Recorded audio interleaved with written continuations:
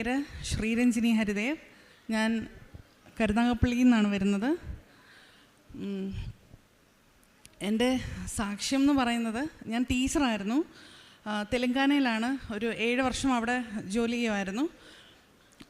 അന്നേരം എൻ്റെ ഹസ്ബൻഡിനും എനിക്കും പെട്ടെന്ന് വിചാരിച്ചു, എല്ലാവരും പുറത്തോട്ടൊക്കെ പോവല്ലേ, അപ്പോൾ എന്നാൽ ഞങ്ങളും ഒന്ന് പുറത്തേക്ക് പോകാൻ വേണ്ടിയിട്ട് ട്രൈ ചെയ്യാമെന്ന് വിചാരിച്ചു. അങ്ങനെ കാനഡയ്ക്ക് പോകാൻ വേണ്ടിയിട്ട് IELTS എഴുതി. അപ്പോൾ അതിൻ്റെ ഇടയ്ക്ക് ഞാൻ ഇവിടെ വന്നിട്ടുണ്ടായിരുന്നു, പ്രാർത്ഥിച്ചു. അങ്ങനെ ഇവിടെ വന്ന് പ്രാർത്ഥിച്ചിട്ട് പിന്നെ ഞാൻ തെലങ്കാനയിൽ പോയിട്ട് പ്രാക്ടീസ് ഒന്നും ചെയ്യാൻ സമയം കിട്ടിയില്ല. കാരണം ഞാൻ ഹൈസ്കൂളിനായിരുന്നു പഠിപ്പിക്കുന്നത്. അപ്പോൾ ആ സമയത്ത് 10th എക്സാമും കാര്യങ്ങളൊക്കെ ആയിട്ട് കുറച്ച് അവർക്ക് നൈറ്റ് ക്ലാസ്സുകളും കാര്യങ്ങളൊക്കെ എടുക്കണമായിരുന്നു. അപ്പോൾ 9 മണി 9:30 ആവുമായിരുന്നു വീട്ടിൽ ചെല്ലാൻ. പിന്നെ തിരിച്ചതുപോലെ തന്നെ രാവിലെ ഒരു 8 മണിയൊക്കെ ആകുമ്പോൾ സ്കൂളിൽ എത്തണമായിരുന്നു. അങ്ങനെയായിരുന്നു. അപ്പോൾ പ്രിപ്പയർ ചെയ്യാൻ ഒട്ടും സമയം കിട്ടിയിരുന്നില്ല. മോൾക്ക് ആ സമയത്ത് 1 വയസ്സായിരുന്നു. അപ്പോൾ ഒട്ടും പഠിക്കാൻ വേണ്ടിയിട്ട് സമയം കിട്ടിയിരുന്നില്ല. പക്ഷെ ഞാൻ പ്രാർത്ഥിച്ചു. പിന്നെ ഒരു 10 ദിവസം ഓൺലൈനിലും യൂട്യൂബിലും ഒക്കെ കണ്ട് കൂടുതലും ഞാൻ സാക്ഷ്യങ്ങളാണ് കണ്ടിരുന്നത്. ഞാൻ പ്രാർത്ഥിക്കുമായിരുന്നു, പഠിക്കുമായിരുന്നില്ല. ഞാൻ എക്സാം എഴുതി, എനിക്ക് നല്ല സ്കോർ ഉണ്ടായിരുന്നു. അപ്പം ഞാൻ വിചാരിച്ചു, എനിക്ക് നല്ല സ്കോർ ഉണ്ടല്ലോ, അപ്പം ഞാൻ ഇനി അടുത്ത മാസം തന്നെ കാനഡയിലേക്ക് എത്തും എന്നുള്ളൊരു വിശ്വാസത്തിൽ ആയിരുന്നു. പക്ഷെ ഒന്നും നടന്നില്ല, എങ്ങും എത്തിയില്ല. അങ്ങനെ 1 വർഷം പോയി, 2 വർഷം പോയി. എൻ്റെ IELTS എക്സ്പയർ ആയി. ഞാൻ വീണ്ടും IELTS എഴുതി. പക്ഷേ അപ്പോഴൊക്കെ തടസ്സങ്ങളാണ്. എനിക്കറിയില്ല എന്തുകൊണ്ടാണ് പോകാൻ പറ്റാത്തതെന്ന് എനിക്കറിയില്ല. അപ്പം ഞാൻ മാതാവിനോട് പറഞ്ഞു, നിനക്ക് ആഗ്രഹമില്ല എന്നുണ്ടെങ്കിൽ എന്നെ വിടണ്ട, എനിക്ക് കാനഡയിൽ പോകണ്ട, താല്പര്യമില്ല എന്ന് വിചാരിച്ചിട്ട് ഞാനത് ഉപേക്ഷിച്ചു.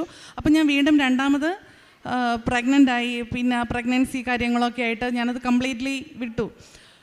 അങ്ങനെ ഇരിക്കെ എൻ്റെ ഒരു ഫ്രണ്ടിൻ്റെ സ്റ്റാറ്റസ് ഞാൻ കണ്ടു. ഞാൻ സ്റ്റാറ്റസ് ഇടുന്ന ഒരാളാണ്, ട്രെയിൻ പോലെയാണ് എൻ്റെ സ്റ്റാറ്റസ്. അത് ഇവിടുത്തെ സാക്ഷ്യങ്ങളായാലും അല്ലാതെ എനിക്കിഷ്ടപ്പെടുന്ന എന്ത് കാര്യങ്ങളാണെങ്കിലും നിങ്ങൾക്ക് വേണമെങ്കിൽ കണ്ടാൽ മതി എന്നുള്ള രീതിയിലാണ് ഞാൻ എൻ്റെ സ്റ്റാറ്റസ്.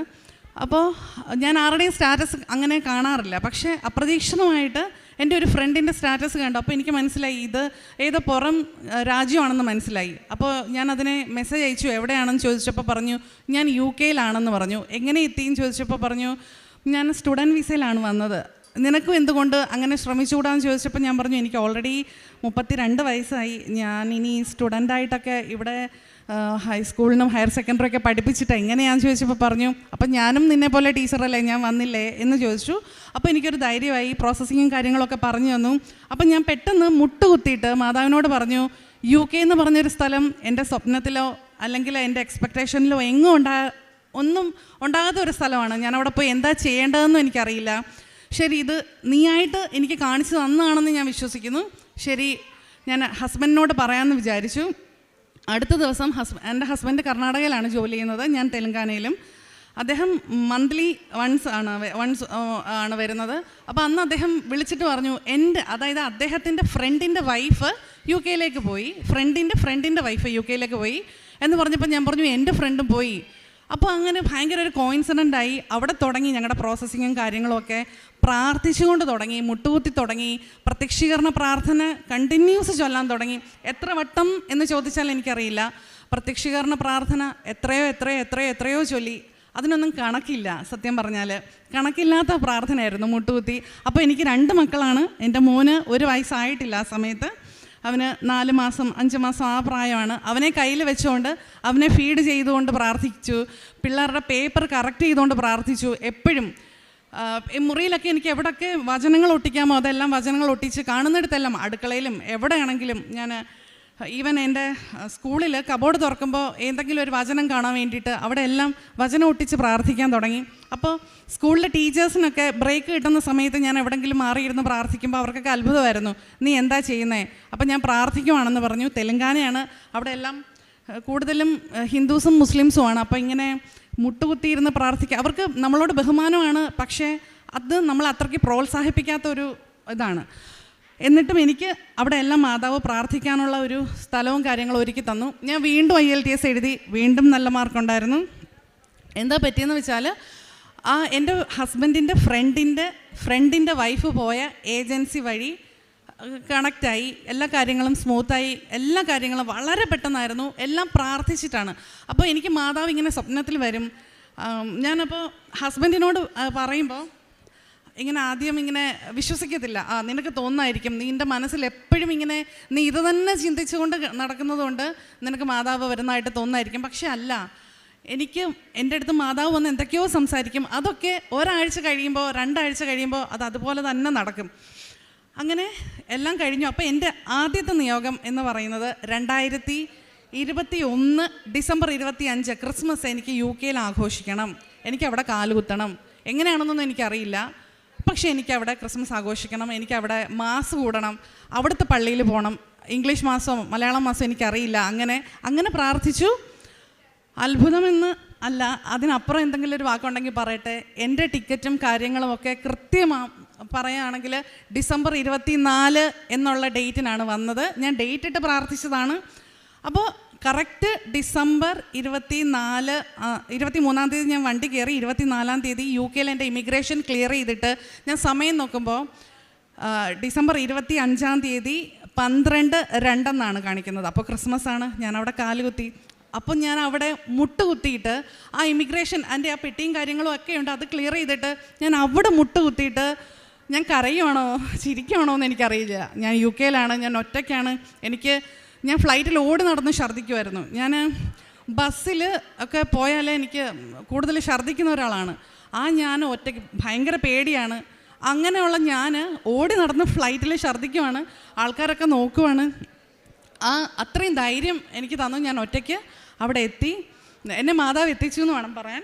പിന്നെ എനിക്ക് അവിടെ തൊട്ട് മാതാവ് കണക്ട് ചെയ്ത് തരുന്ന ആൾക്കാരെല്ലാം യേശുവിൽ മാതാവിൽ വിശ്വസിക്കുന്ന ആൾക്കാരാണ്. എനിക്ക് താമസിക്കാൻ കിട്ടിയ ഒരു ഫാമിലി അധികം മാതാവിനെ അത്രയധികം സ്നേഹിക്കുന്ന, വിശ്വസിക്കുന്ന, ഡെയിലി മുട്ടുകുത്തി പ്രാർത്ഥിക്കുന്ന ഒരു കുടുംബത്തോടൊപ്പമാണ് കിട്ടിയത്. അവർ നേഴ്സാണ്. അതിൻ്റെ ഹസ്ബൻഡും ഒരു കുഞ്ഞുമാണുള്ളത്. അപ്പോൾ അവിടെയും എനിക്ക് ചെന്ന് കയറുന്നതും ഞാൻ കാണുന്നത് അവർ ഉറങ്ങി, പക്ഷേ അവിടെ മെഴുകുതിരി കത്തിച്ച് വെച്ചിരിക്കുന്നു. അപ്പോൾ എനിക്ക് അവിടെ മുട്ടുകുത്താൻ പറ്റി. ഞാൻ പ്രാർത്ഥിക്കുന്നതിനൊന്നും അവർക്ക് പ്രശ്നമില്ല. അപ്പോൾ ഇനി അടുത്ത ഹെഡൽ എന്ന് പറയുന്ന ഒരു പ്രോബ്ലം എന്ന് പറയുന്നത് എനിക്കൊരു ജോലി വേണം. എനിക്ക് ടീച്ചിങ് അല്ലാതെ ഒരു ജോലിയും അറിയത്തില്ല. എന്തായാലും UK ചെന്നിട്ട് നമ്മുടെ ഈ ഇംഗ്ലീഷൊക്കെ കൊണ്ട് അവിടുത്തുകാരെ ഇംഗ്ലീഷ് പഠിപ്പിക്കേണ്ട ആവശ്യമില്ല. അപ്പോൾ എന്ത് ജോലിയും എനിക്ക് ചെയ്യണം. അപ്പോൾ അവിടെ ചെന്നിട്ട് സാധാരണ ആൾക്കാർക്ക് 3, 4, 5 മാസം കഴിഞ്ഞാലും ജോലി കിട്ടത്തില്ല. അങ്ങനെ ഒരാഴ്ച വീട്ടിലിരുന്നപ്പോൾ ഞാനിങ്ങനെ പല ആൾക്കാരോടും ചോദിക്കാൻ തുടങ്ങി. ആ വീട്ടിൽ താമസിക്കുന്ന ആൾക്കാരും, അതായത് പിന്നെ എൻ്റെ ഹസ്ബൻഡിൻ്റെ ഫ്രണ്ടും ഒക്കെ കൂടെ ചേർന്ന് എല്ലാവരും തരുന്ന ഒരാളുടെ നമ്പറാണ്, ജിജോ എന്ന് പറയുന്ന അദ്ദേഹത്തിൻ്റെ നമ്പറാണ്. അദ്ദേഹത്തിനെ കോണ്ടാക്ട് ചെയ്തു.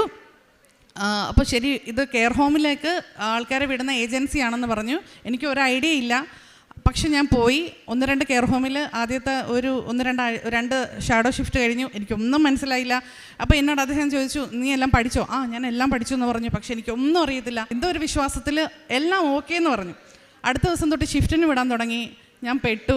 എനിക്ക് ഒന്നും അറിയത്തില്ല. പിന്നെ അവിടെ നിൽക്കുന്ന ആൾക്കാരുടെ സഹായത്തോടു കൂടി ചോദിച്ച് പഠിക്കാൻ തുടങ്ങി. 2 ദിവസം കഴിഞ്ഞപ്പോൾ കംപ്ലൈൻ്റായി, ഇവൾക്കൊന്നും അറിയില്ല, ഇവൾക്കിത് ചെയ്യാൻ പറ്റില്ല എന്ന് എൻ്റെ മാനേജറോട് ഞാൻ പോയ 2 കെയർ ഹോമിലെ ആൾക്കാർ പറഞ്ഞപ്പോൾ ഇദ്ദേഹം പറഞ്ഞു, ഇങ്ങനെയാണെങ്കിൽ പറ്റില്ല കേട്ടോ, നീ പഠിച്ചു എന്ന് പറഞ്ഞിട്ടല്ലേ നിന്നെ വിട്ടേ. ഞാൻ പറഞ്ഞു, ഇനി ഞാൻ പഠിച്ചോളാം എന്ന് പറഞ്ഞു. വീണ്ടും ഇങ്ങനെ കെയർ ഹോമിൽ പോയി. എനിക്ക് അറിയില്ല, ആരെങ്കിലും ഒരാൾ നമ്മളെ പഠിപ്പിച്ചാലല്ലേ നമുക്ക് ജോലി പഠിക്കാൻ പറ്റൂ. അങ്ങനെ പഠിപ്പിക്കാൻ ആരും ഇല്ല അവിടെ. നമ്മൾ കണ്ടും കേട്ടും പഠിക്കേണ്ട കാര്യമാണ്. അപ്പോൾ അദ്ദേഹം പിന്നെ എന്നെ ഡ്യൂട്ടിക്ക് വിളിക്കാതെയായി. 1 ആഴ്ച 2 ആഴ്ച ആയപ്പോഴത്തേക്ക് എനിക്ക് ടെൻഷനായി. കാരണം അവിടെ നിൽക്കണമെങ്കിൽ അവിടെ വാടക കൊടുക്കണം. നമ്മുടെ നാട്ടിലെ പോലെയല്ല, നല്ല ഭീമമായിട്ടുള്ള വാടകയാണ്. അപ്പോൾ അതിനനുസരിച്ച് നമുക്ക് ജോലി കിട്ടിയെങ്കിൽ മാത്രമേ പറ്റത്തുള്ളൂ. ഫുഡ് കാര്യങ്ങൾ, വീട്ടിൽ നമ്മുടെ ഉണ്ടായിരുന്ന ഗോൾഡും കാര്യങ്ങളും ഒക്കെ നമ്മൾ പണയം വെച്ചിട്ട് ആണ് വന്നത്. അപ്പോൾ ബാങ്കിലെ കാര്യങ്ങളുണ്ട്, പേഴ്സണൽ ലോണുണ്ട്. ഹസ്ബൻഡ് പെട്ടെന്ന് കയറി വരാമെന്നുള്ള രീതിയിൽ ഹസ്ബൻഡിൻ്റെ ജോലിയും കളഞ്ഞിട്ട് നിൽക്കുവാണ്. അപ്പോൾ എനിക്ക് വേറെ ആശ്രയം കാര്യങ്ങളൊന്നും ഇല്ല. അപ്പോൾ എനിക്ക് ജോലി വേണം. അപ്പം ഞാൻ കരയാൻ തുടങ്ങി, പ്രാർത്ഥിക്കാൻ തുടങ്ങി. അപ്പോൾ ഈ 2 ആഴ്ച സത്യം പറഞ്ഞാൽ UK ചെന്ന് കഴിഞ്ഞപ്പോൾ ഞാൻ പ്രാർത്ഥിച്ചില്ല. ഞാൻ മറന്നു മാതാവിനെ. അപ്പോൾ വീണ്ടും ഞാൻ മാതാവിനെ വിളിച്ചിട്ട് പറഞ്ഞു, മാതാവേ, നീ പറഞ്ഞിട്ടല്ലേ ഞാനിവിടെ വന്നത്. അപ്പോൾ പിന്നെ എന്താ എനിക്ക് ജോലിയൊന്നും കിട്ടാത്തത്? എനിക്കിവിടെ പഠിപ്പിക്കാൻ പറ്റില്ല എന്ന് എനിക്കറിയാം. പറ്റും, ഇപ്പോഴല്ല, കുറച്ച് കഴിയുമ്പോൾ. അപ്പം ഞാൻ സ്റ്റുഡൻ്റാണ്, ഞാൻ കോളേജിൽ വരുന്നുണ്ട്. ഒരു ദിവസം കോളേജിൽ പോയിട്ട് വരണമെങ്കിൽ തന്നെ എനിക്ക് 12,000-15,000 രൂപ ഒരു ദിവസമാണ്. 3-3.5 മണിക്കൂർ ഞാൻ ട്രെയിനിൽ പോകണം. അപ്പോൾ അങ്ങനെയൊക്കെ കയ്യിലുണ്ടായിരുന്ന പൈസ, ജോലി കുറച്ച് ദിവസം ചെയ്ത പൈസയൊക്കെ അങ്ങനെ പോവുകയാണ്. വാടക കൊടുക്കാറായി, എൻ്റെ കയ്യിൽ പൈസ ഇല്ല. അപ്പോൾ മാതാവ് ശക്തമായിട്ട് എന്നോട് തോന്നിപ്പിക്കുകയാണ് ഈ മാനേജറെ ഒന്നും കൂടെ വിളിക്കാൻ. ഞാൻ വിളിച്ചു. അപ്പോൾ അദ്ദേഹം വലിയ താല്പര്യം, നല്ല മനുഷ്യനാണ്, ജിജോ എന്നാണ് പേര്, നല്ല മനുഷ്യനാണ്. അപ്പോൾ അദ്ദേഹം പക്ഷേ ആദ്യം താല്പര്യമില്ലാതെ പറഞ്ഞു, ഡ്യൂട്ടി ഉണ്ട്, പക്ഷേ നിന്നെ എങ്ങനെയാണ് വിടുന്നേ, എല്ലായിടത്തും കംപ്ലൈൻ്റ് അല്ല, ഇപ്പം എന്താ ചെയ്യുന്നേ, പിന്നെ അത്യാവശ്യമാണെങ്കിൽ ദൂരെയാണ്, വളരെ ദൂരെയാണ്. അദ്ദേഹത്തിന് അറിയാം ഞാൻ ട്രാവൽ ചെയ്യില്ല, കാറിൽ ഇരിക്കുമ്പോൾ ഒക്കെ ഛർദ്ദിച്ചാണ് പോകുന്നത്. 2-3 കവറൊക്കെ ആയിട്ടാണ് UK ഞാൻ ജോലിക്ക് പോകുന്നത്. അതിൽ ഛർദ്ദിക്കും, എവിടെയെങ്കിലും കൊണ്ടുപോയി കളയും, എങ്ങനെയാണ്. അപ്പോൾ ഇദ്ദേഹത്തിനറിയാം ഞാൻ പോയില്ല, അത്രയും ദൂരെ ആയതുകൊണ്ടെന്ന് പറഞ്ഞു.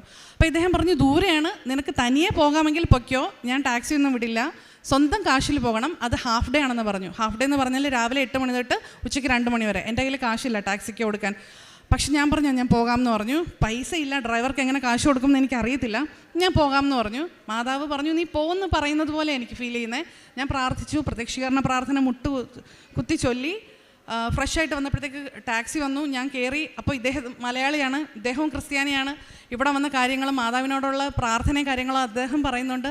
പോകുന്ന വഴിക്ക് മാതാവിൻ്റെ ഒരു ഗ്രോട്ടോ കണ്ടപ്പോൾ ഞാൻ പറഞ്ഞു എനിക്ക് അവിടെ ഇറങ്ങണം, എനിക്കവിടെ മുട്ട് കുത്തണമെന്ന് പറഞ്ഞപ്പോൾ അദ്ദേഹം പറഞ്ഞു, ഈ മുള്ളിലോ ഈ കല്ലിലോ നീ ഇവിടെയാണോ മുട്ട് കുത്താൻ പോകുന്നത്? ഞാൻ പറഞ്ഞു സാരമില്ല, എനിക്കവിടെ മുട്ട് കുത്തണം എന്ന് പറഞ്ഞു. ഞാനവിടെ മുട്ട് കുത്തി പോയി. കുറച്ച് ദൂരെ, നല്ല ദൂരമുണ്ട്, ഒരു 30-35 മിനിറ്റ് കാറിൽ പോയി. അവിടെ ഞാൻ ഡ്യൂട്ടി ചെയ്യുകയാണ്. എനിക്കറിയാം ഇവിടെ സംഭവിക്കാൻ പോകുന്നത് മറ്റുള്ള കെയർ ഹോമിലൊക്കെ സംഭവിച്ചതുപോലെ തന്നെയാണ്, ഞാൻ ഒന്നും ചെയ്യാൻ പോകുന്നില്ല, എനിക്കറിയാം. ഞാനവിടെ പോയി. പക്ഷേ എന്തോ എന്നെക്കൊണ്ട് ആരോ ചെയ്യിപ്പിക്കുന്നത് പോലെ ഞാൻ എന്തൊക്കെയോ ചെയ്തു. അവിടെയുള്ള ഇംഗ്ലീഷുകാരെ കാണിക്കാൻ വേണ്ടിയിട്ട് തന്നെ ഞാൻ ജോലി ചെയ്തു. ഭയങ്കര എനിക്കെല്ലാം അറിയാമെന്നുള്ള രീതിയിൽ ഞാൻ നിന്നു. ഹാഫ് ഡേ ആണ്. ഒരു 2-3 മണിക്കൂർ കഴിഞ്ഞപ്പോഴത്തേക്ക് അവിടെയുള്ള ആൾക്കാരൊക്കെ വന്നിട്ട് എന്നോട് സംസാരിക്കാൻ തുടങ്ങി, പരിചയപ്പെടാൻ തുടങ്ങി. എന്നിട്ട് അവിടുത്തെ ഡെപ്യൂട്ടി മാനേജർ എന്നോട് ചോദിച്ചു, ഹാഫ് ഡേ ആണ് വിളിച്ചത്, ബുദ്ധിമുട്ടാവില്ലെങ്കിൽ ലോങ് ഡേ നിൽക്കാമോ എന്ന് ചോദിച്ചു. അതായത് രാവിലെ 8 മണി തൊട്ട് രാത്രി 8 മണി വരെ. ഞാൻ വളരെ സന്തോഷത്തോടെ പറ്റും എന്ന് പറഞ്ഞു. അപ്പോൾ ടാക്സി ഉച്ചയ്ക്ക് വരും, അദ്ദേഹത്തിന് കാശ് കൊടുക്കണം, എൻ്റെ കാശില്ല. അദ്ദേഹത്തിന് ഞാൻ വിളിച്ചിട്ട് പറഞ്ഞു, ചേട്ടാ രാത്രി 8 മണി വരെയാണ് ഡ്യൂട്ടി, 8:15 ആകുമ്പോഴത്തേക്ക് വരാമോ, അപ്പോഴത്തേക്ക് ഞാൻ പൈസ തരാമെന്ന് പറഞ്ഞു. ഇവിടെ നമുക്ക് കെയർ ഹോമിൽ വീക്ക്ലിയാണ് ശമ്പളം, ആ ദിവസം കിട്ടില്ല. പക്ഷേ രാത്രി എങ്ങനെ പൈസ കൊടുക്കുമെന്ന് എനിക്കറിയില്ല. അദ്ദേഹം വരാമെന്ന് പറഞ്ഞു.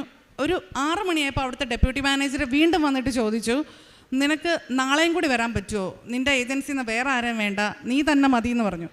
അപ്പം ഞാൻ പറഞ്ഞു എനിക്ക് തിരിച്ചു പോകാൻ പറ്റത്തില്ല, എൻ്റെ അവസ്ഥ ഇതാണ് എന്ന് പറഞ്ഞു. അപ്പോൾ ഇങ്ങനെയൊക്കെയാണ്, എനിക്ക് ഡ്രസ്സും കാര്യങ്ങളൊന്നും ഇല്ല, പക്ഷേ എനിക്ക് ഇരിക്കാനൊരു കസേരയും, ഞാൻ അവിടെ ഇരുന്ന് ഉറങ്ങിക്കോളാം, എനിക്കൊരു കോർണർ തന്നാൽ എനിക്കൊന്ന് മുട്ട് കുത്താൻ കുറച്ച് സ്ഥലം തന്നാൽ മതി എന്ന് പറഞ്ഞു. അപ്പോൾ ഡെപ്യൂട്ടി മാനേജർ ഇംഗ്ലീഷുകാരിയാണ്, അവരെന്നെ നോക്കിയിട്ട് 2 മിനിറ്റ് ഇങ്ങനെ തന്നെ നോക്കിക്കൊണ്ടിരുന്നു.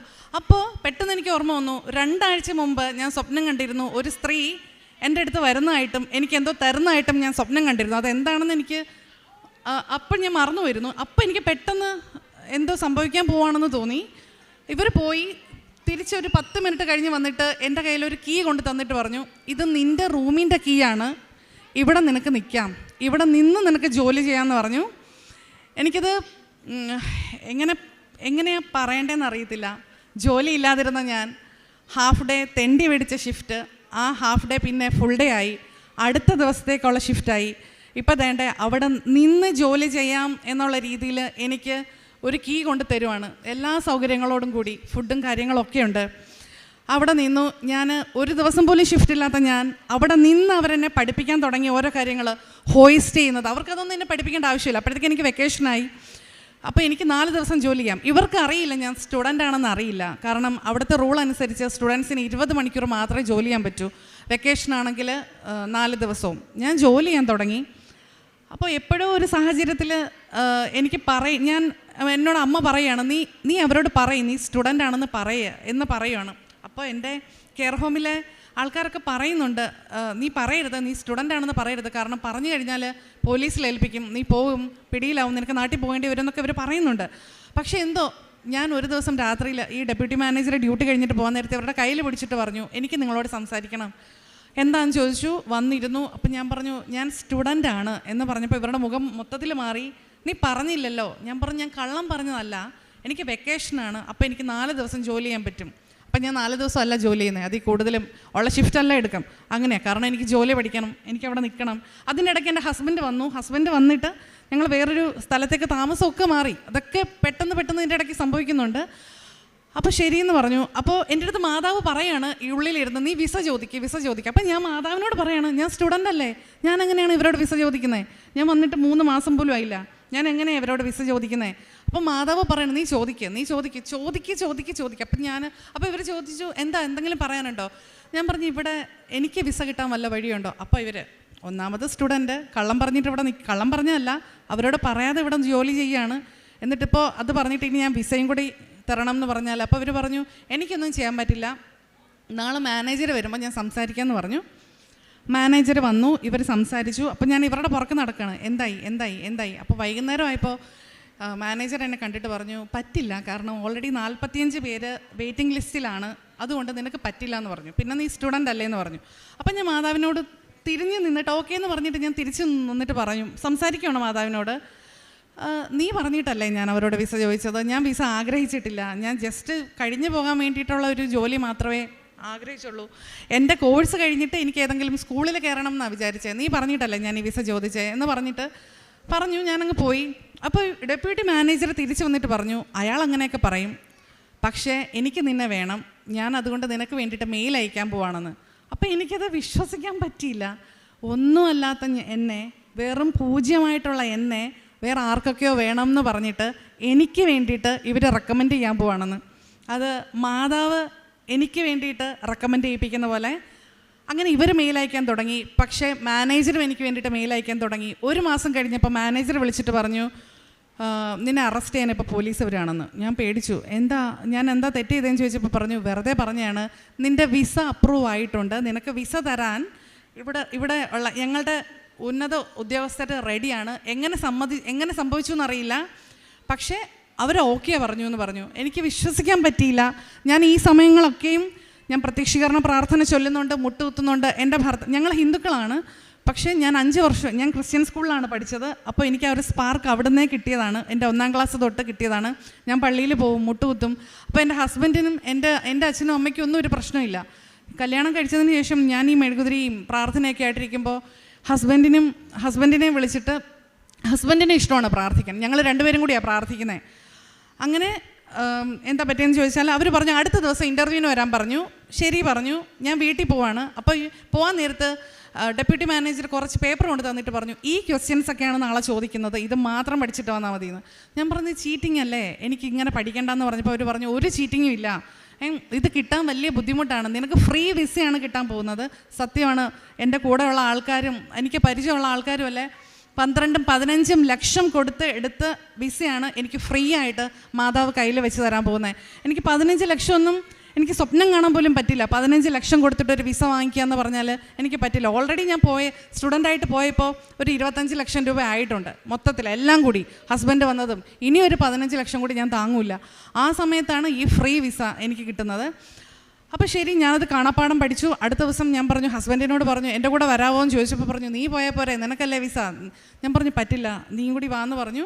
അങ്ങനെ ഞങ്ങൾ 2 പേരും കൂടി പോയപ്പോൾ എനിക്കറിയാം ഈ ചോദ്യങ്ങളൊക്കെയാണ് എന്നോട് ചോദിക്കാൻ പോകുന്നത്. ഓക്കെ, ഞാൻ കോൺഫിഡൻ്റ് ആണ്. ഞാൻ അകത്തോട്ട് പോയി, ഹരി പുറത്തിരിക്കുവാണ്.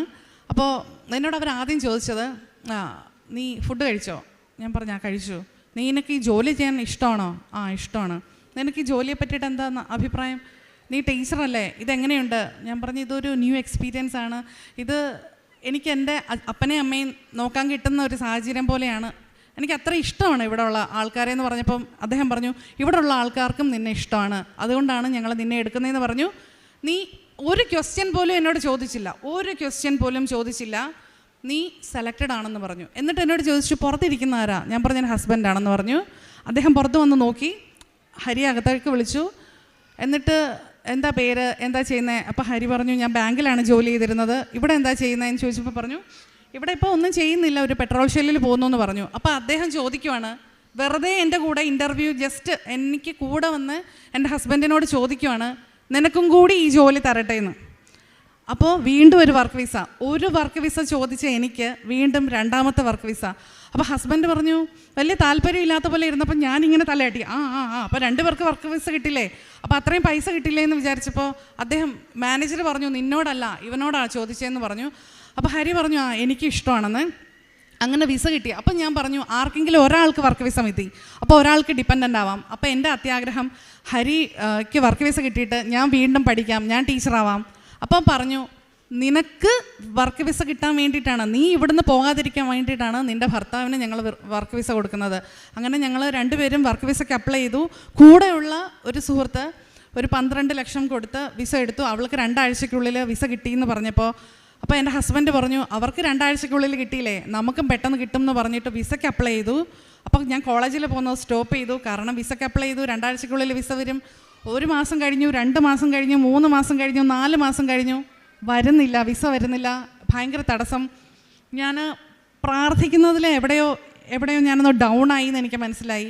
വചനങ്ങളൊക്കെ എഴുതി ഒട്ടിക്കുമായിരുന്നു. അതൊന്നും ഞാൻ ജസ്റ്റ് ഇങ്ങനെ സമയമില്ല, അതാണ് മെയിൻ. രാവിലെ 8 മണി തൊട്ട് രാത്രി 8 മണി വരെ ക്ഷീണം വന്നിട്ട് കുളിക്കും, ജസ്റ്റ് എന്തെങ്കിലും ഉണ്ടാക്കും, പ്രാർത്ഥിക്കും, കിടക്കും, അത്രയേ ഉള്ളൂ. എനിക്ക് ബൈബിൾ വായിക്കുന്നതൊക്കെ ഞാൻ ആ സമയത്ത് ഞാൻ നിർത്തി. അപ്പോഴത്തേക്ക് വരുന്നില്ല, 4 മാസം ആയപ്പോഴത്തേക്ക് വരുന്നില്ല. കോളേജിൽ നിന്ന് മെയിൽ വന്നു, ഓൾറെഡി ഒരു മെയിൽ വന്നു, നീ കോഴ്സ് പാസ്സായി, ഇനി ഡെസർട്ടേഷനും കൂടി വെച്ചാൽ ഗ്രാജുവേഷൻ നമുക്ക് സെറമണിയാണ് എന്ന് പറഞ്ഞിട്ട്. പക്ഷേ ഫീസ് കംപ്ലീറ്റ് ചെയ്യണം. അപ്പോൾ എനിക്കിനി ബാക്കിയൊരു 8 ലക്ഷം രൂപ ഫീസും കൂടി അടയ്ക്കണം. അപ്പോൾ കോളേജുകാർക്ക് മനസ്സിലായി ഞാൻ കോഴ്സ് ഡ്രോപ്പ് ചെയ്തു എന്ന് മനസ്സിലായി. അപ്പോൾ എനിക്ക് മെയിൽ വന്നു. ലാസ്റ്റ് മെയിൽ വന്നത് ഇങ്ങനെയാണ്, ഞാൻ അവിടെ IELTS എഴുതി, അതും നല്ല സ്കോർ ഉണ്ടായിരുന്നു. അപ്പോൾ മെയിൽ വന്നത് ഇങ്ങനെയാണ്, നീ എത്രയും പെട്ടെന്ന് ഇവിടുന്ന് കയറിപ്പോണം, കാരണം ഇവിടെ ഇനി നിനക്ക് നിൽക്കാൻ പറ്റില്ല, എത്രയും പെട്ടെന്ന് റിട്ടേൺ ടിക്കറ്റ് എടുത്തിട്ട് ഞങ്ങൾക്ക് അയച്ചു തരണം, അല്ലെങ്കിൽ ഞങ്ങൾ എംബസിയെ അറിയിക്കുമെന്ന് പറഞ്ഞിട്ടൊരു മെയിൽ വന്നു. അപ്പോൾ പിന്നെ വേറൊരു കാര്യം എന്ന് പറഞ്ഞാലും ഞാനും എൻ്റെ ഹസ്ബൻഡും കൂടി എക്സാം എഴുതി, IELTS എക്സാം എഴുതിയപ്പോൾ ഞങ്ങൾ രണ്ടുപേരും എഴുതിയത് ജനറലാണ്.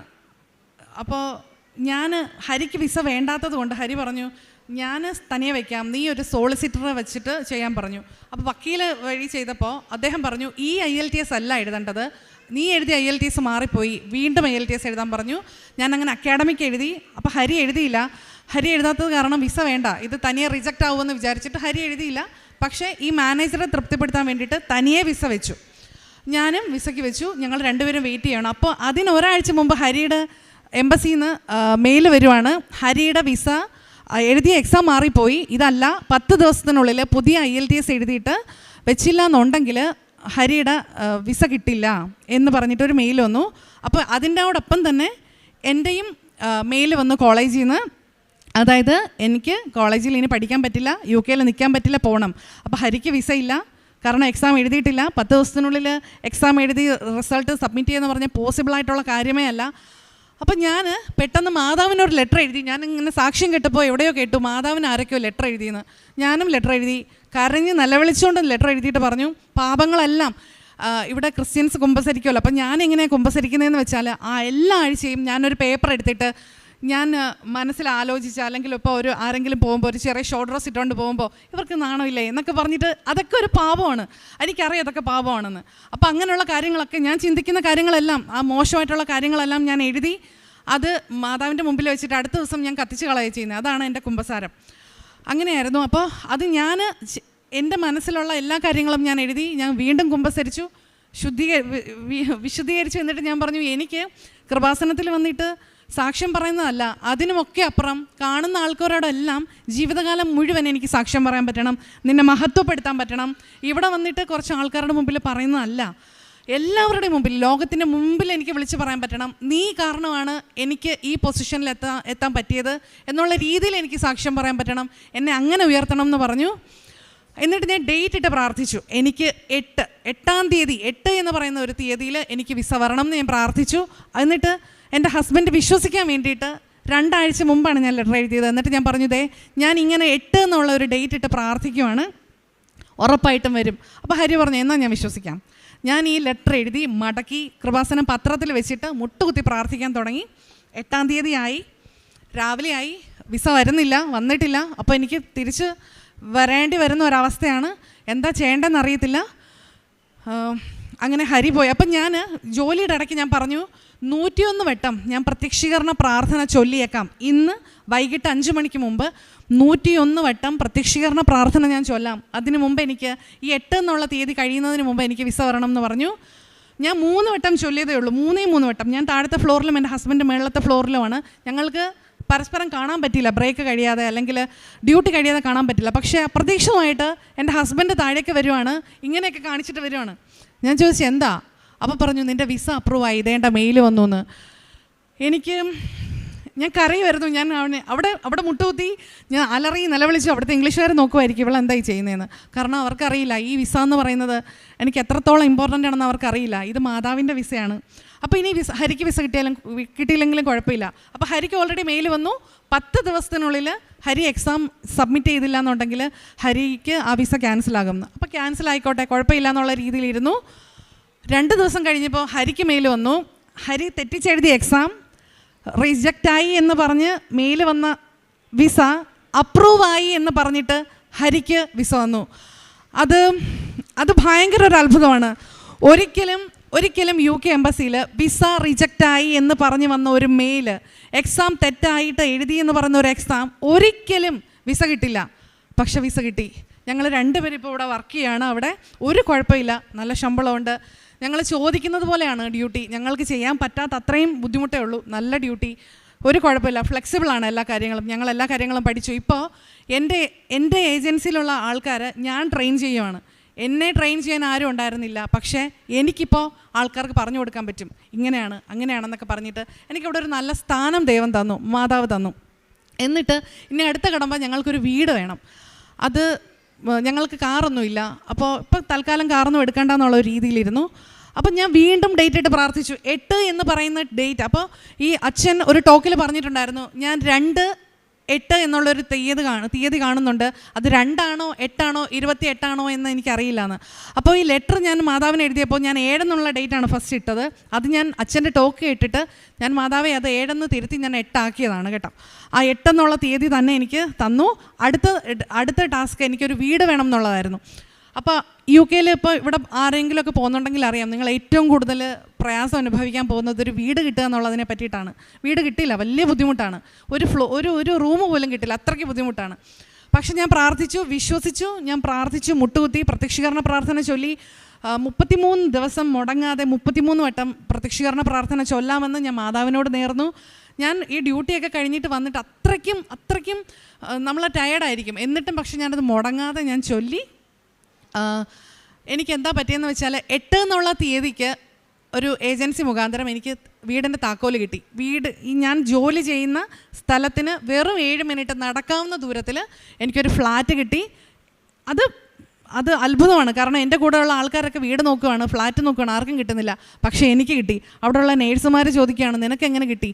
ഞാൻ പറഞ്ഞു ഇത് എൻ്റെ മിടുക്കൊണ്ടൊന്നുമല്ല, എൻ്റെ മാതാവിൻ്റെ അനുഗ്രഹം കാരണം മാത്രമാണ് എന്ന് പറഞ്ഞിട്ട് ഞാൻ ഇവരോട് മാതാവിനെ പറ്റിയിട്ട് പറയാൻ തുടങ്ങി. അവിടുത്തെ ഇംഗ്ലീഷുകാരോട്, സിംബാബ്വേക്കാരോട്, ആഫ്രിക്കക്കാരോട്, ഈജിപ്തിൽ നിന്നൊക്കെ വന്ന ആൾക്കാരോട് ഞാൻ മാതാവിനെ പറ്റിയിട്ട് പറയുവാണ്. അങ്ങനെ അപ്പോൾ അവർ പറഞ്ഞു എന്നാൽ നീ പ്രാർത്ഥിക്കുന്ന മാതാവിനോട് ഞങ്ങൾക്ക് വേണ്ടിയിട്ട് പ്രാർത്ഥിക്കാൻ. ഞാൻ പറഞ്ഞു ഞാൻ പ്രാർത്ഥിക്കാം, പക്ഷെ നിങ്ങളും കൂടി പ്രാർത്ഥിക്കുക. അങ്ങനെ എനിക്ക് 8-ാം തീയതി തന്നെ എനിക്ക് വീട് കിട്ടി. 2ാമത്തെ അനുഗ്രഹം. 3ാമത്തത് ഇനി എൻ്റെ മക്കളെ കൊണ്ടുവരണം. എനിക്ക് 2 മക്കളാണ്. മോൾക്ക് 6 വയസ്സ്, മോന് 2 വയസ്സ്. അതുപോലെ തന്നെ പ്രാർത്ഥിച്ച ഡേറ്റിൽ എനിക്ക് 2 പേർക്കും വിസ കിട്ടി. ഇനി ഞാൻ മെനഞ്ഞാന്ന് UK വന്നതേ ഉള്ളൂ, 2 ദിവസമായതേ ഉള്ളൂ UK വന്നിട്ട്. ഇനി ഞാൻ ഈ സൺഡേ പോവുകയാണ്, എൻ്റെ മക്കളെ കൊണ്ടുപോവാണ്. എൻ്റെ മോള് ഇവിടെ UKGയിലാണ് പഠിക്കുന്നത്. അപ്പോൾ അവൾക്ക് ഈ മിഡിൽ സ്കൂളിൽ അവിടെ അഡ്മിഷൻ കിട്ടില്ല. പക്ഷെ ഞാൻ മാതാവ് എനിക്ക് കാണിച്ചു തന്നിരുന്നു. എൻ്റെ ഈ വിസയൊക്കെ കിട്ടുന്നതിന് മുമ്പ് ജോസഫ് അച്ഛൻ എൻ്റെ സ്വപ്നത്തിൽ വന്നിട്ടിങ്ങനെ എൻ്റെ തലയ്ക്ക് പിടിക്കുന്നുണ്ടായിരുന്നു. എൻ്റെ വിസ കിട്ടുന്നതിൻ്റെ 2 ദിവസം മുമ്പാണ് ജോസഫ് അച്ഛൻ എൻ്റെ ഡ്രീമിൽ വന്നതും എൻ്റെ തലയ്ക്ക് പിടിക്കുന്നതൊക്കെ. അപ്പം ഞാൻ ഹരിയോട് പറഞ്ഞു വിസ കിട്ടാൻ പോവാണ്, 8-ാം തീയതി തന്നെ വിസ കിട്ടും എന്നിട്ടാണ് അങ്ങനെ സംഭവിക്കുന്നത്. പിന്നെ ഞാനിങ്ങനെ സാക്ഷ്യങ്ങൾ മാത്രം സ്റ്റാറ്റസ് ആക്കാൻ നോക്കിയപ്പോൾ അച്ഛൻ വന്നിട്ട് എന്നോട് പറയാണ് നീ ഇങ്ങനെ സ്വപ്നത്തിലാണ് അച്ഛൻ വന്നിട്ട് പറയാണ് നീ ഇങ്ങനെ സ്റ്റാറ്റസ് ഇട്ടത് കൊണ്ട് മാത്രമൊന്നും കാര്യമില്ല, എന്തെങ്കിലുമൊക്കെ പുണ്യപ്രവർത്തികളും കൂടി ചെയ്യാൻ. അങ്ങനെ പിന്നെ അവിടെ വീടിനടുത്തുള്ള അനാഥാലയത്തിൽ എനിക്കൊന്നും അവിടെ പോയി ചെയ്യാൻ പറ്റാത്തതുകൊണ്ട് നാട്ടിൽ അനാഥാലയത്തിൽ അവിടെ വയസ്സ് ചെയ്യുന്ന അപ്പച്ചന്മാരും അമ്മച്ചിമാരും ഒക്കെ താമസിക്കുന്ന സ്ഥലത്ത് ഫുഡ് ഒരു ദിവസം, എല്ലാ ദിവസവും അല്ല, ഏതെങ്കിലും ഒരു ദിവസം അങ്ങനെ എനിക്ക് ഫുഡ് കൊടുക്കാൻ പറ്റി. പിന്നെ എൻ്റെ മോളുടെ സ്കൂളിൽ പഠിക്കുന്ന ഒരു കുട്ടിയുടെ അച്ഛന് കിഡ്നി ഫെയിലിയർ ആയിരുന്നു. അപ്പോൾ അദ്ദേഹത്തിൻ്റെ ചികിത്സയ്ക്ക് വേണ്ടിയിട്ട് കുറച്ച് പൈസയൊക്കെ കൊടുക്കാൻ മാതാവിനെ അങ്ങനെ ഒരുപാട് അനുഗ്രഹിച്ചു. എൻ്റെ മോൾക്ക് അവിടെ 2nd സ്റ്റാൻഡേർഡിൽ അഡ്മിഷൻ കിട്ടുമെന്നാണ് പറഞ്ഞത്. UKGയിൽ പഠിക്കുന്ന ഒരു കുഞ്ഞ് പെട്ടെന്ന് UK ചെന്നിട്ട് 2nd സ്റ്റാൻഡേർഡ് എന്ന് പറഞ്ഞാൽ എനിക്കത് അംഗീകരിക്കാൻ പറ്റുന്ന ഒരു കാര്യമായിരുന്നില്ല. അപ്പം ഞാൻ മാതാവിനോട് പ്രാർത്ഥിച്ചു എൻ്റെ കുഞ്ഞിന് 1st സ്റ്റാൻഡേർഡിൽ അഡ്മിഷൻ കിട്ടാൻ. അത് നടക്കുന്ന കാര്യമായിരുന്നില്ല, പക്ഷേ അത് കിട്ടി. എൻ്റെ മോൾക്ക് വളരെ അത്ഭുതകരമായിട്ട് വീടിന് 2 മിനിറ്റ്, എൻ്റെ വീടിൻ്റെ 2 മിനിറ്റ് ദൂരത്തിൽ ഒരു സ്കൂളുണ്ട്, അവിടെ 1st സ്റ്റാൻഡേർഡിൽ തന്നെ അഡ്മിഷൻ കിട്ടി. എൻ്റെ മോള് ഇപ്പോൾ ഞങ്ങൾ പോവാണ്, എന്നിട്ട് 22-ാം തീയതി അവൾക്ക് സ്കൂളിൽ അഡ്മിഷനാണ്. ഒരുപാട് അനുഗ്രഹങ്ങളാണ്. പൂജ്യമായിട്ട് നിന്ന എന്നെ ഇപ്പോഴും ഒന്നുമല്ല, പക്ഷേ മാതാവ് ഒത്തിരി ഉയർത്തി. ഇവിടെയൊക്കെ എന്നെ സഹായിച്ചൊരു വചനമുണ്ട്, ഏശയ്യാ 45:2-3. ഞാൻ നിനക്ക് മുൻപേ പോയി മലകൾ നിരപ്പാക്കുകയും പിച്ചളവാതിലുകൾ തകർക്കുകയും ഇരുമ്പോടാമ്പലുകൾ ഒടിക്കുകയും ചെയ്യും. നിന്നെ പേര് ചൊല്ലി വിളിക്കുന്ന ഇസ്രായേലിൻ്റെ കർത്താവായ ദൈവം ഞാനാണെന്ന് നീ അറിയേണ്ടതിന് അന്ധകാരത്തിലെ നിധികളും രഹസ്യധനശേഖരവും ഞാൻ നിനക്ക് നൽകും. എല്ലാ ദിവസവും ഞാനിത് 33 വട്ടം ചൊല്ലിയിട്ടാണ് പോകുന്നത്. 33 വട്ടമൊന്നുമല്ല, എപ്പോഴും ചൊല്ലും. ഈ ഒരു വചനത്തിൻ്റെ ശക്തി, പിന്നെ സങ്കീർത്തനങ്ങൾ 91, പിന്നെ മത്തായി, അങ്ങനെ എല്ലാം. ബൈബിള് എന്ന് പറയുന്നത്, ഞാൻ ജോലി ചെയ്യുമ്പോൾ എൻ്റെ ബാഗിൽ ചോറുപെട്ടിയല്ല, ബൈബിളാണ് കൂടെ ഉള്ളത്. അത് ഓക്കെ. അപ്പോൾ ഒത്തിരി അനുഗ്രഹങ്ങൾ തന്ന എൻ്റെ മാതാവിന്, എൻ്റെ യേശുവിന് 1000 ഒരു കോടി നന്ദി. എത്ര നന്ദി പറഞ്ഞാലും മതിയാവില്ല. Praise the lord. Ave Maria. അവൻ്റെ നാമത്തിൽ വിശ്വസിക്കുന്നവർക്കെല്ലാം കൃപയ്ക്കുമേൽ കൃപ. ശ്രീരഞ്ജിനി ഹരിദേവ് ഇവിടെ അനുഭവ സാക്ഷ്യം വിവരിച്ചപ്പോൾ ആ മകൾ പറഞ്ഞു, ഞാനൊരു 0-യിൽ നിൽക്കുന്ന വ്യക്തിയാണ്. ഇവിടെ പരിശുദ്ധ അമ്മയുടെ മാധ്യസ്ഥത്തിലൂടെ ദൈവം എന്നിൽ ചൊരിഞ്ഞ കൃപകൾ ഒത്തിരിയാണ് എന്ന്. തൻ്റെ വിസയ്ക്ക് വേണ്ടിയിട്ട്, അതുപോലെ UK പോകണം എന്നുള്ള ഒരു ലക്ഷ്യത്തിന് വേണ്ടിയിട്ടൊക്കെ ഈ മകളുടെ കൂടെ എങ്ങനെയാണ് ദൈവം പ്രവർത്തിച്ചത്, ഏതൊക്കെ വഴികളാണ് ഈ മകൾക്ക് മുൻപിൽ തുറന്നിട്ടത്. അതായത് ശ്രീരഞ്ജിനി എന്ന് പറയുന്ന മകൾ ജ്ഞാനസ്നാനത്തിലൂടെ ക്രിസ്തീയ വിശ്വാസത്തിലേക്ക് വന്ന മകളല്ല. ഈശോയെ അറിഞ്ഞ് ഈശോയെ സ്നേഹിക്കാൻ തയ്യാറായി വന്ന ഒരു മകളാണ്. അങ്ങനെയുള്ള ഈ മകൾ അവളുടെ ജീവിതത്തിലെ ഓരോ സന്ദർഭങ്ങളിലും എങ്ങനെയൊക്കെയാണ് ദൈവം ഇടപെട്ടതെന്ന് ഇവിടെ വളരെ വ്യക്തമായി വിവരിക്കുകയുണ്ടായി. അവൻ്റെ നാമത്തിൽ വിശ്വസിക്കുന്നവർക്കെല്ലാം കൃപയ്ക്കുമേൽ കൃപ എന്നാണ് തിരുവചനം സാക്ഷ്യപ്പെടുത്തുക. അവിടെ ദൈവം അളവില്ലാതെ നിറച്ചളന്ന് കൊടുക്കുകയാണ്, മടിയിലേക്ക് ഇട്ട് കൊടുക്കുകയാണ്. ഒരു സ്റ്റുഡൻറ്റ് വിസയ്ക്ക് വേണ്ടി സ്റ്റുഡൻറ്റ് വിസയിൽ പോയ ആൾക്ക് വർക്കിംഗ് വിസ, അതും ഒരിക്കലും ചിന്തിക്കാത്ത രീതികളിലെല്ലാം കൊടുക്കുകയാണ്. ഡേറ്റ് ഇട്ട് പ്രാർത്ഥിക്കുമ്പോൾ ആ ഡേറ്റിനനുസരിച്ച് പരിശുദ്ധ അമ്മയുടെ സാന്നിധ്യം ഈ മകൾക്ക് മനസ്സിലാവുകയാണ്. ഈ മകൾ ഓൺലൈൻ ഉടമ്പടി ചെയ്ത് ജീവിതത്തിൽ എന്താണ് ഈ മകൾ ചെയ്തത്? അതായത് തിരുവചനം ആഴമായി വായിക്കുന്നതിനും ധ്യാനിക്കുന്നതിനും ഈ മകൾ സമയം കണ്ടെത്തി.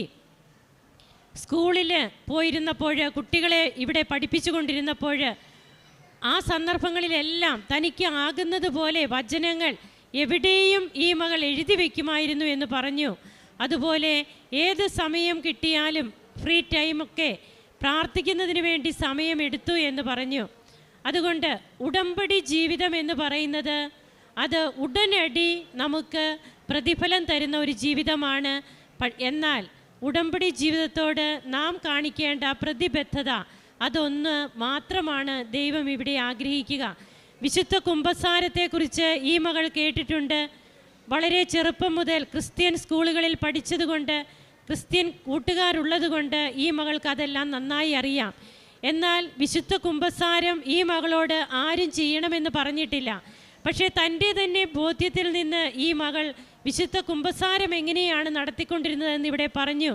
താൻ ഏതെങ്കിലുമൊക്കെ ചെയ്യേണ്ടതല്ലാത്ത അല്ലെങ്കിൽ പറയേണ്ടതല്ലാത്ത വാക്കുകൾ പറഞ്ഞിട്ടുണ്ടെങ്കിൽ അതെല്ലാം ഒരു പേപ്പറിൽ കുറിച്ച് വെച്ച് അത് മാതാവിൻ്റെ തിരുനടയിൽ അർപ്പിച്ച് വീണ്ടും അത് കത്തിച്ചു കളയുകയാണ് ചെയ്യുക. എത്രയോ ബോധ്യങ്ങളാണ് ഈ മകൾക്ക് കിട്ടിയിരിക്കുക. അപ്പോൾ ഇത്രയേറെ കൃപകൾ നൽകി അവരുടെ കുടുംബ ജീവിതത്തെ ഒത്തിരിയേറെ അനുഗ്രഹിച്ച് ഇന്ന് UK-യിൽ സന്തോഷത്തോടെ താമസിക്കുവാനായിട്ടുള്ള ഒരിടം ഒരുക്കി കൊടുത്ത, അവിടെ എടുക്കുന്ന ജോലി ഏറ്റവും വിശ്വസ്തയോടെ ചെയ്യുവാനായിട്ടും ഏറ്റവും അർപ്പണബോധത്തോടെ ചെയ്യുവാനുമായിട്ടാണ് ഈ മകൾ ശ്രമിച്ചുകൊണ്ടിരിക്കുക. അത് ആ മകളുടെ വാക്കുകളിൽ നിന്ന് തന്നെ നമുക്ക് വ്യക്തമാണ്. ഇത്രയേറെ അനുഗ്രഹങ്ങൾ ചൊരിഞ്ഞ് ഈ കുടുംബത്തെ അനുഗ്രഹിച്ച ഈ മകളെയും കുടുംബത്തെയും ദൈവസന്നിധിയിൽ സമർപ്പിച്ചുകൊണ്ട് നമുക്ക് ദൈവത്തെ മഹത്വപ്പെടുത്താം. കരങ്ങൾ അടിച്ച് ദൈവത്തിന് നന്ദി പറയാം. യേശുവേ നന്ദി, യേശുവേ സ്തുതി, യേശുവേ ആരാധന.